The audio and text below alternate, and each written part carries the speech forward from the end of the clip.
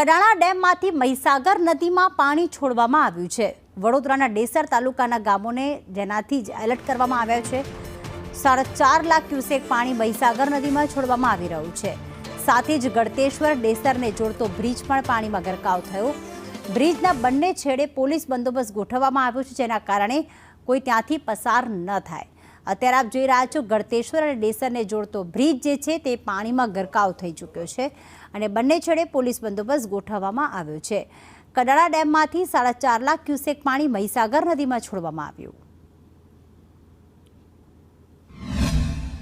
પાણી રાત્રે છોડવામાં આવ્યું હતું। એ લોકો 3 લાખનો મેસેજ હતો, પણ 3 લાખ કરતો વધારે ઉપરવાસમાં વરસાદ વધારે થયો 4-4.5 લાખ જેવું પાણી છોડ્યું એવું જાણવા મળેલું છે। રાત્રે 10 વાગ્યાની આજુબાજુ પાણી બ્રિજ ઉપર આવી ગયું છે। આ બ્રિજ ઉપર પાણી આવી ગયું। હવે તમારે જ્યારે અંબાવ સામે 2 કિલોમીટર છે, તમારે જવું હોય તો કેટલું ફરવું પડે છે? 40 કિલોમીટરનો ફેરો થાય છે। હવે આ બ્રિજ ક્યારે ખુલે એવું લાગે છે તંત્ર? બ્રિજ હવે પાણી ઉતર્યા પછી આ લોકો ચકાસણી કરશે, પછી ખોલવાની વાત કરશે। ગયા વર્ષે બી એવું કર્યું છે। અમારું કહેવું એવું છે કે જલ્દી વહેલી તકે ચકાસણી કરીને તરત ચાલુ થાય।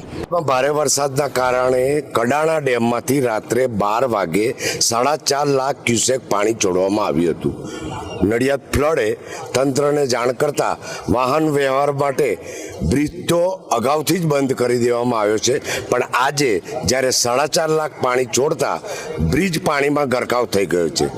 નદી કિનારાના ગામોને તંત્ર દ્વારા સાવધ કરાયા છે, પરંતુ અહીં જોયેલું છે કે જ્યારે 10-10 લાખ ક્યુસેક પાણી છોડે છે ત્યારે કોઈ નદી કિનારાવાળાને અસર થાય છે, ત્યાં સુધી કોઈ અસર થતી નથી, પરંતુ તંત્ર દ્વારા ચુસ્ત બંદોબસ્ત ગોઠવી દેવામાં આવ્યો છે।